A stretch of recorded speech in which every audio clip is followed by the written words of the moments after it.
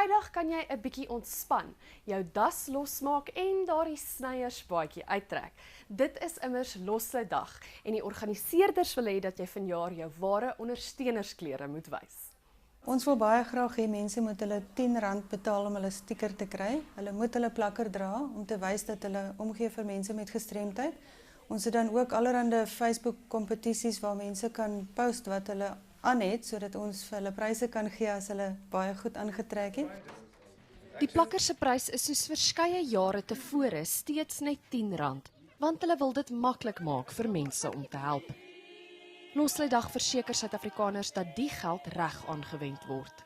Natuurlik baie skole kry ook van die geld, maar ons gebruik heelwat van die geld ook vir tasbare dinge soos rolstoele en soos gehoorapparate en toerusting by skole van gestremde kinders. Die plakkers is te koop by skole, maatskappye en talle winkelhandelaars.